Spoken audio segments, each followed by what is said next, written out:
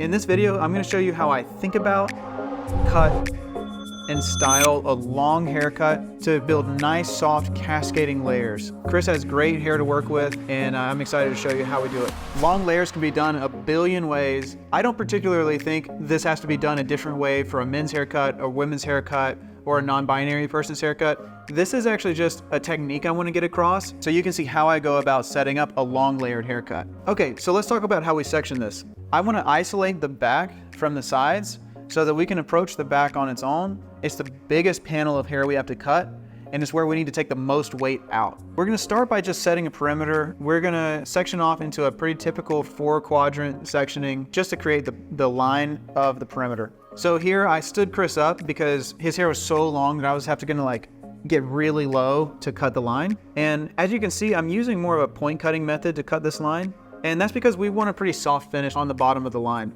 We don't really want like a harsh cut. So now we're going to connect the sides, and I'm just going to pull a piece from the back over into the side, and we're going to connect that line so that it's just a square line, meaning level with the floor all the way around.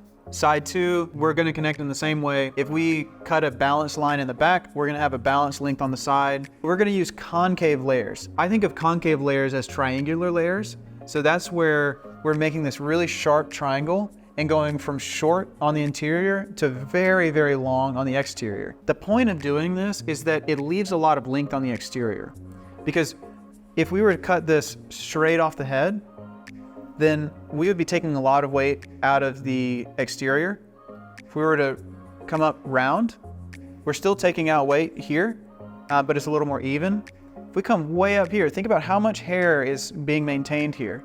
So we're keeping a lot of hair that's going to fall to that perimeter. Setting my guide by cutting a small piece where I want the layers to fall. That way, when I pick up these layers, I can pull my triangular section and I'll see exactly where I want to go so that I can see where these layers are going to fall on the hair. I love this method because it creates such soft layering. It goes from pretty short on the interior to very long very quickly. This is a method I use whenever a client wants to maintain length on the perimeter, but they want to get a lot of layers and movement going on.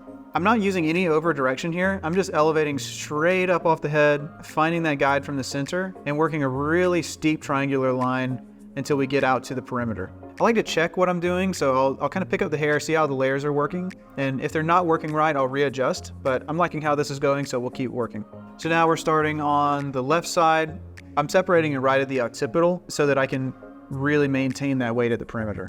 Now we're just checking some balance to make sure we got those layers equal on both sides because they're going to be our guide as we go into side 1 and 2. Starting section 1 on the right side, I'm pulling up the face framing pieces first, and I'm actually going to over direct all the sections up to that first one so that we get this more like a cascading back effect where it goes from short at the front to longer at the back. But you're going to notice I'm not actually cutting this all the way down to the perimeter. I'm only cutting, just to about the middle of the side of the head, right below the parietal ridge. The reason I'm doing that is because I want to maintain a really strong perimeter because he didn't want a shag. He didn't want something that was kind of a rounder shape where it's really short here and falling down. So this is going to allow us to maintain that strong perimeter while having those layers be a little bit shorter around the face.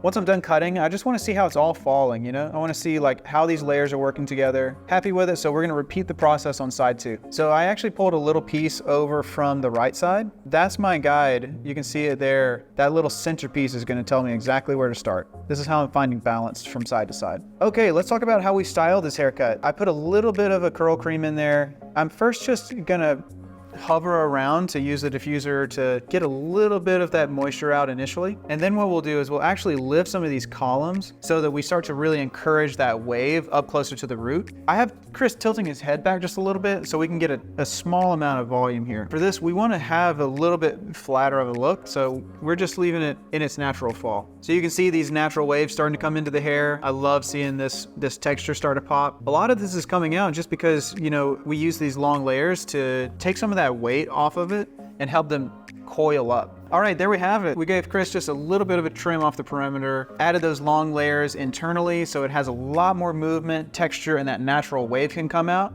And he has a lot more versatility with it, so it won't just look so flat and heavy. Something I love to do is have my clients sort of like mess with their own hair, check it out in the mirror, and see if they like it. Join us on the next one where we take Chris to about half this length. I'll be starting an online education platform very soon, so if you want to be on the wait list for that, head to our website, go to the education page, and sign up to be on the wait list so you know when it launches.